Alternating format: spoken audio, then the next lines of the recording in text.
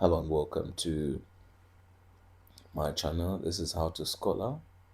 So now what we'll be looking at is accumulation of GCE certificates. Okay, so now what they mean by this, I would say, is the same as what we're looking to in video number 2, the combination of statement of results, but now it's a combination of certificates. So in case of, if you had sat for exams more than 3 times, or we'll just say 4 times, that would be the easiest, then you get to accumulate or combine your GCE results. So now, back then, it used to be possible to combine all the certificates as one certificate, but as of now,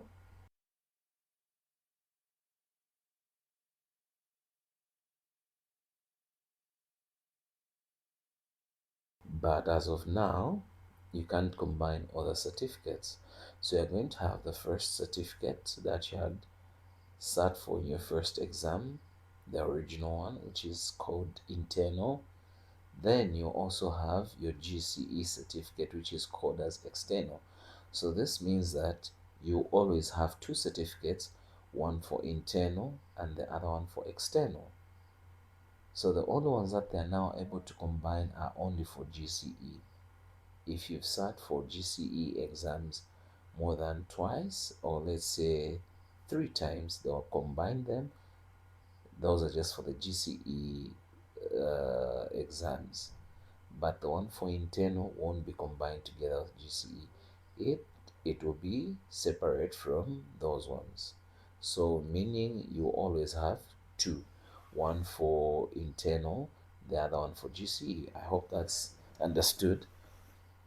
Okay. So what are the requirements to this? I'm sure you can read this on your own, but I'll just explain here, there, here, there. Okay. So your names, your surname, your other name. You also need your NRC because too, it will be required to be attached. You need your what's to put your date of birth there, your gender if you're male or female, because those are the only genders I know.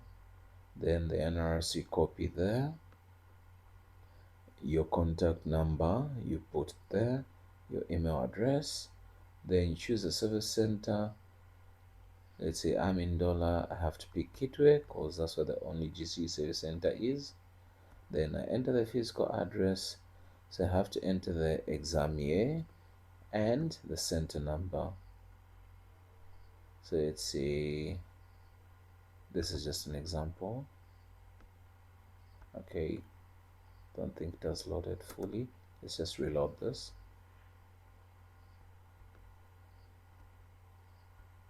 Okay, so it has now loaded. Okay, so as you can see, so that's just an example.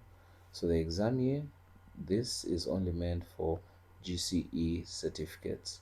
You cannot put your internal certificate information on this, it will be rejected. Then you enter examination number, you attach the first certificate, you enter the exam year, you select the school where you sat for your exams from, the examination number, you upload the certificate. If you have a third one, these are only GCE. I'm repeating this again. You enter the same information there for the third certificate, just like that there. So according to the information that's on the certificates, that's what you enter. Then you click on I agree, so you just tick there, then you submit.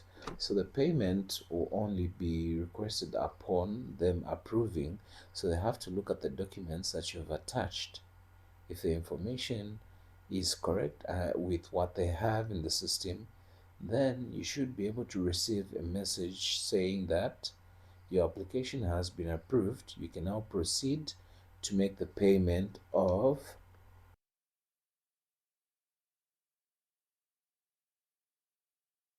So this, after the query is approved, a candidate is required to pay a 1000 for processing.